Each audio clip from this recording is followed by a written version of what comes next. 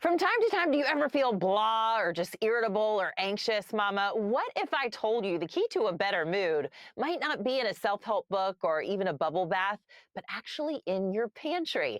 It's a shame, but there's little attention paid to the relationship between our gut and our brain health, including mental health. And we're so often told that weight loss is all about calories in and calories out. But what if I told you that's a huge oversimplification, to say the least? Today, we're uncovering the shocking connection between the type of food we eat and our mental health. We're going to be exposing how certain foods are literally designed to make us crave more and feel worse. And you're definitely going to want to stick around too until the very end of the show, because as usual, I'm going to be sharing some of my go to fitness tips. This one's going to be about building serious stamina so you can chase your kids around the park without feeling winded or get back to your previous fitness routines that you were doing before you even had kids. And no, the tip doesn't involve running. All right, everybody, welcome to Working It Out with me, Anna Kooiman. And this show is for wellness-minded moms who want real, attainable ways to help our families thrive. As a personal trainer and women's fitness specialist and fitness nutrition specialist myself, I'm passionate about cutting through all the noise to bring you tips that actually fit into your busy life. Today, we have an incredible guest who is going to help us do just that. Courtney Swan is a leading integrative nutritionist and the brilliant mind behind the hit podcast Real Foodology. She's on a mission to help folks ditch processed food and reclaim both physical and mental health. Courtney, great to see you. Thank you so much for joining us. Thank you so much for having me, Anna. It's so good to see you. Yeah, so I want to dive right in. I follow you on Instagram and I just love everything you stand for. We hear the phrase, the gut is our second brain. It sounds cool, but what does it actually mean for busy moms? We're just trying to keep it all together. How can we learn more about this, our gut being our second brain? Yeah, I was really fascinated when I started diving into this and learning about it in school. So, we have something called the gut brain axis. And the reason that we call the gut the second brain is because we have a direct connection from our gut to our brain with something called the vagus nerve. So, that means that what we eat and how our gut health is, if our gut is inflamed, for example, that will have a direct effect on our brains. And we know that 70 to 80% of serotonin is actually produced in the gut, not in the brain. And serotonin is our happy hormone. Right. Yeah, gosh, it makes sense. I'm not sure why this is sort of new to the conversation. It I know. seems like we should have been talking about it a long time ago. We know studies do show that ultra processed foods fuel inflammation, but it seems like everybody just zeroes in how junk food is making us fat when really it's making us stupid. It's making us mentally sick. It's causing so many folks to be on attention deficit disorder drugs, perhaps, or anxiety medications, depression medications, at least from your standpoint. So share the science with us on that. Yeah, well, we know with ultra processed foods, I refer to them as dead foods because they have been so processed. We call them ultra processed for a reason. They've been so processed that they really don't have any sort of resemblance to the food that they once were and made from. So they're devoid of so many key nutrients that we need in order for our brains to function. I think we forget that our body is this beautiful, intricate system that all works together and that's creating hormones and Yeah. feeding our neurotransmitters that help our brain work. And without these key nutrients like B vitamins and zinc and folate, or well, folate is what we want. We've been putting folic acid in our foods, but we need all of these key nutrients in order to make our hormones and make our brain work. And I think we've forgotten this really simple notion that our food is really what builds our cells and makes us who we are as human. And so when we're eating these dead ultra processed foods that are devoid of nutrients, of course they're going to have an effect on our brains. Yeah, and it's been so ingrained in us as women to try to look at calories and eat as few calories as Yes. possible. And rather than looking at the nutrients that we're adding to our body, we were looking at how to remove calories from our diets. And it seems so backwards, but it does appear that the conversation is finally changing. You know, I teach my Thank group God. fitness classes a couple of days a week, and women that I teach, we're often sharing tips with each other and recipes that we like, what's working for our families. And recently I've seen my clients talking about, they're just raving about mood boosting foods like fermented foods, yogurt, even kimchi, if it's floats your boat, if it's something that you like. Can you break down the science for fermented foods and why those are good for us? Yeah, so we've been talking a little bit about the gut, and part of the reason why the gut is so imperative, and we're talking about a brain health and just our overall health in general, is because we have something called the microbiome in our gut, and that's full of a synchronized system of good and bad bacteria as well. And this good bacteria, we want to make sure that we're feeding it and creating an ecosystem for it to thrive. And what's really cool is these microbes in the gut can actually produce or influence levels of various neurochemicals. So, for example, some bacteria that we find in things like sauerkraut called lactobacillus species that are found in sauerkraut, they've been known to produce GABA, and they have an effect on serotonin. And I mentioned earlier that 70 to 80% of our serotonin is produced in our gut. So we can actually feed those good gut microbes in our microbiome that can help increase serotonin in our brain. Okay. One of my weekly traditions when I fly from New York home to Charlotte, when I'm anchoring NewsNation, I fly in and out. At the airport, I love to go and buy a burrito because I'm so hungry after that whole show. And I always get a lot of the purple onions, the pickled purple onions. Would that be considered a Love fermented food? those. It depends on who's actually making them and what kind of Yeah. ingredients in there, but generally speaking, yes. And actually even like pickles could be, depending, like I wouldn't say the Vlasic brand or anything like that, but if you get a really good fermented pickle, you can Yeah. do fermented carrots. And also people want to look up recipes online. It's really simple to do it at home. And you Yeah. can ferment carrots. You could make your own sauerkraut, which is essentially just fermented cabbage. Yogurt, of course, if you get like a really good high quality yogurt, because some of the lower quality ones, they don't have a lot of them kill the bacteria from the pasteurization, but if you get a really Okay. good high quality organic yogurt. So how do we know? I mean, obviously, when I'm at the airport, they're not going to say, "Yeah, here's the label. Take a look at it." But if we are at the grocery store looking at the label, what are we looking for? So you definitely want to look for organic. Also, yogurt in general, a lot of it is loaded with sugar. So if you can find the plain, I know Mhm. at the airport it's going to be a lot harder. Unfortunately, I think you're going to be pretty hard pressed to find a good yogurt that's going to have the microbes intact at the airport. Because I would say companies like Chobani, I know that they pasteurize it and they kill off all the good bacteria before it Oh even gets to no, I your didn't know gut. that. I know. So you That's want to get, I interesting. mean, one comes to mind. There's a brand called Coconut Colt. I will say it is expensive, but it's meant to be an actual supplement. You're only meant to do one spoonful a day. So if you think about it, it Hmm. really is like a probiotic supplement, Okay. um, or just a really good organic. I'm trying to think. I can't think of any brands right off the top of my head that would be good that I know for sure have the probiotics in place. I Sure. would say honestly, sauerkraut would be your best option if you want to build up the gut microbiome from a food standpoint. It's Mhm. harder to know, and I will tell you that a lot of the really well-known brands from the yogurt companies like Activia and things like that, I don't personally trust that they're doing the right thing. Interesting. Yeah. And kimchi, there's good kimchi and there's bad kimchi. I love good kimchi, but bad, I feel like smells like garbage sometimes. You don't know what you're going to get. It does feel like everywhere we look, there's another headline about ultra processed foods. I just saw a study directly linking them to mental decline. It's terrifying when you see this, especially when you're a mom and those convenient snacks are lifesavers for us. They're literally engineered to be addictive, as we know. So when you're at the grocery store and you ever see people and you're looking in their carts, are there maybe three items that you're regularly seeing that you're going, no, no, no, you should stay away from that, and maybe three things that you feel like should always be in our cart when we're looking out for our mental health and brain health?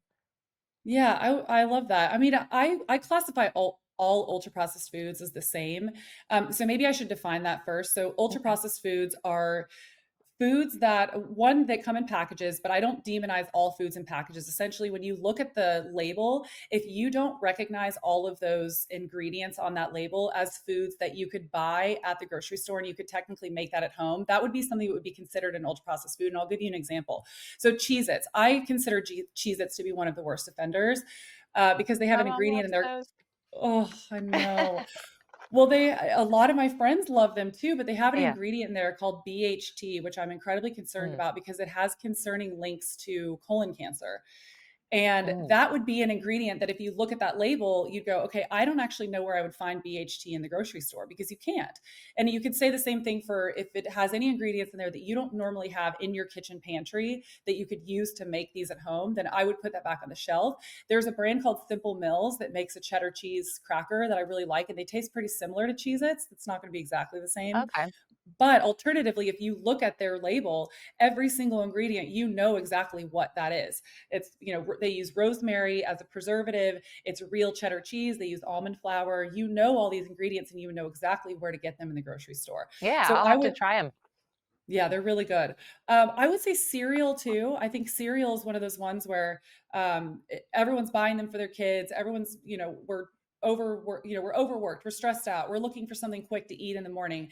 I think everybody by now knows that cereal's bad, but I also think everybody's still buying it. And I would put granola in the same box. Super loaded with sugar. Yes. We're eating this first thing in the morning. We're causing our blood glucose levels to absolutely skyrocket, and then that just sets the precedent for the whole day. Because if you do that so early in the morning, you get your blood glucose levels to rise really, really fast.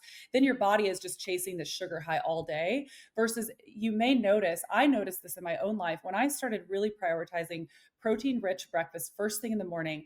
I found that I had a more steady, more satiating, just, oh, I wasn't on this roller coaster ride all day. I was full, I was satisfied, and then I wasn't craving sugar and quick refined carbohydrates all day. Yeah, great point. And with the cereal, just get oatmeal, regular oatmeal, and put boiling water in it, right? And that's almost as fast. Maybe 30 seconds longer it would take to do that. And for just while we're talking about breakfast, I love eggs in the morning as well. Avocado. We love to make smoothies in the morning as well. That's a great way to get my kids to get some fruits in as well. Let's continue talking about brain food for our kids. We tell them to eat well so that they'll do better in school. But then sometimes we put ourselves as moms on the back burner and we forget that our brains need fuel too. When I'm working with moms and they're talking about nutrition and we're talking about their goals, we focus on adding those healthy fats like the avocado I mentioned, nuts. We even try to do that in my house in the morning, have a few nuts in the morning with our breakfast. It helps us with our focus and our energy. It's incredible. What are some of the most critical nutrients and ingredients in foods that you feel like we ought to be looking out for our brain health?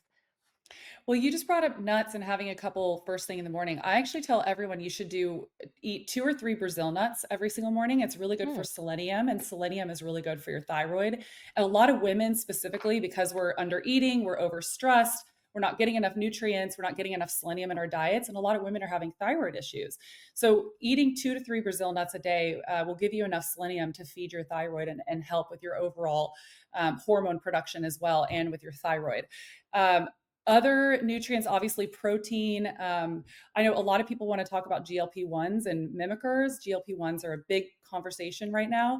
So you can actually eat foods that will mimic GLP-1 production, because essentially what's happening with GLP-1s is that it's creating this satiety in the body where you can go longer without having to eat because you're full and satisfied. So you're not just snacking all day.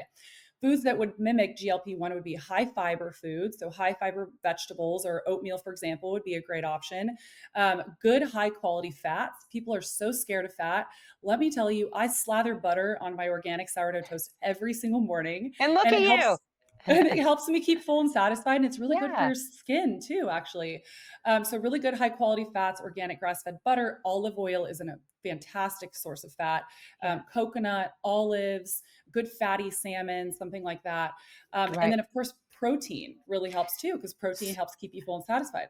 Yeah, I did want to ask you about semaglutide because it is something that you see all over the headlines. We see it all over our social media feeds and, these massive transformations that people are going through. And so it can be tempting to want to do like microdosing or something to be able to almost keep up with the Joneses. But my husband and I talk about this all the time. Like, you are not going to overeat bananas. People are like, oh, I can't eat a banana. It has too much sugar. It's going to make me fat. Like, you're not going to overeat bananas, you're not going to overeat broccoli, you're not going to eat anything really that's from the earth. And so if we just focused, we took all of the noise out and we just focused Yes. on eating food that's normal and natural and not made in a factory, we wouldn't have this problem to begin with. Do you think these junk food companies are going to start, we're hearing that they already are somewhat, but do you think they're going to begin even more trying to change their formulations to be able to get past the tricks that semaglutide's putting on our brain so that they can sell more because their sales are down? Yeah. Isn't that really interesting? It is funny, but we're seeing these ultra processed foods scrambling right now, food companies to try to create foods that they're marketing to GLP-1, people that are on GLP-1s. Because really what's happening there is that with these ultra processed foods, they're really addictive. You can eat them really quickly and a lot of them in a small amount of time. Like, for example, a bag of Doritos. I feel like I haven't touched them in years, but I mean, you open a bag and you can't stop eating them. And even you could eat a whole bag and not even feel really full and satisfied. And what's happening with these GLP-1s is that people are actually getting full and satisfied because the hormones are being triggered in their body. But what we should be doing, like I said, is triggering those satisfying hormones so we don't feel that way. But yes, so we are seeing these food companies scrambling right now to create food products targeted to people that are on GLP-1s. But it'll be interesting to see how that actually really comes to play.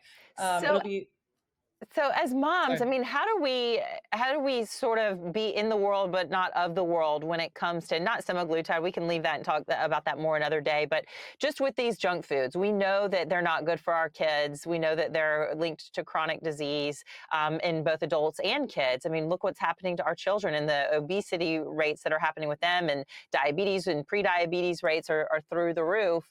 But how can we? It drives me crazy. My son plays soccer, and at the end of every soccer game they have either Doritos or Frito, it's like that variety pack. And it's like almost every parent Yes. does that. And these are lovely parents. And on the group chat, I said something about, this year we're going to give healthy foods for our little athletes to fuel performance. Or I said something like that. Nobody said anything back. I'm like, I am that mom. And I don't want to deprive Oh, my son of it. It's so difficult when it's just ingrained in our culture. So how do we get around it when we know that this is not good for our brain and we know the alternatives that are good for our brain? I know. It's so frustrating, and I feel like I have so much to say about this. So, and I will preface that I'm not a mom yet, but I've spoken to a lot of my mom friends about this. I think there's a couple things you can do. First and foremost, try to just start having conversations. Maybe the next time you're at a game, start a conversation with another mom and do it in a way where they don't feel like they're being preached to. Be like, "Oh my gosh, I just read this thing. Isn't this crazy? I'm kind of concerned about this for my kid." And see if you can slowly get all the parents involved and on board, because I will say more and more parents are starting to see how That's sick their true. kids are and they're concerned. And so if you can slowly change all the parents, because the more parents that are involved that want to change this, the easier it Yeah. will be for you guys, because then you can go to the school board and you can change Right. the actual food. And then I would say too, another conversation. Now, granted, I don't have kids yet, but I've heard friends of mine that say this, that they try to have conversations with their kids a lot about helping them make the connection between what they eat and how they feel afterwards. Because oftentimes the kids, if you train them to look for the signs, if they have a tummy ache after they eat those Fritos or their Doritos, maybe start saying, okay, well, let's read the ingredients. Oh, a lot of these are factory made, and that's probably why your tummy is hurting. And if you could start Mm. helping them connect, and I know it's a lot harder with teenagers. I was once there and I didn't even care. I was eating Doritos and Dunkaroos and all that kind of stuff. But if you can start them early, then they might be able to make that connection early and then just go, you know what, I'm good. I actually don't really want to eat that. Yeah. Well, I want to end it in just a second because we're about out of time, but I just want to get you to weigh into there is a place for medications for people who are depressed or have anxiety or, behavioral concerns, without a doubt.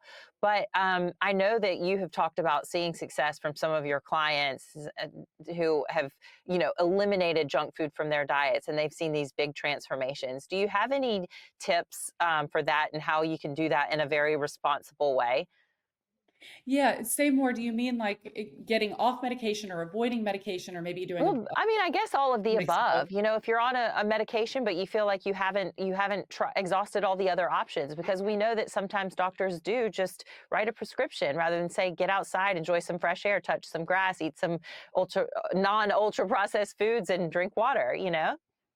Well, I will say this for anyone who's maybe on the fence, maybe they're really struggling right now mentally and they're talking to their doctor about possibly going on medication.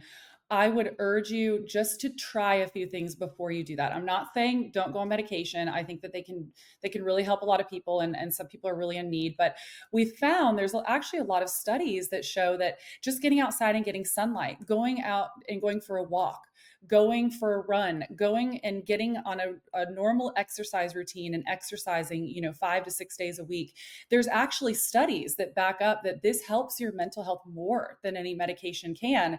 And again, it's not to say that you can't do both, but I'm of the mind that I always like to try to do everything I possibly can first and get all of that out of the way first. And then if medication is really needed, then thank God we have it, right?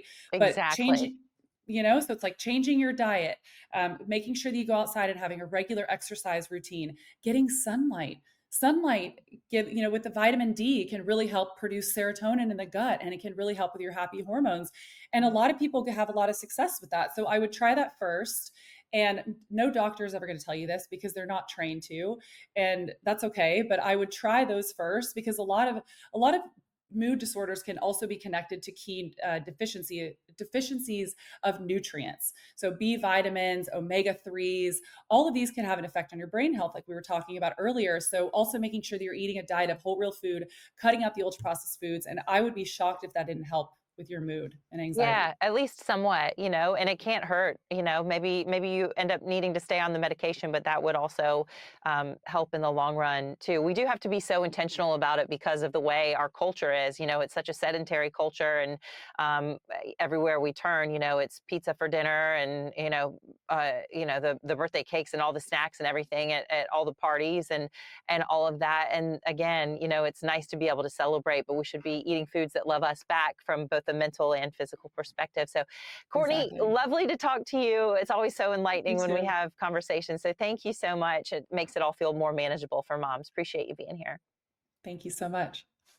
All right, it's time for our mama fitness tip. Are you tired of feeling out of breath just from a trip to the playground? Or are you doing okay in your everyday life, but maybe you are trying to get back to your same fitness levels that you had before having kids?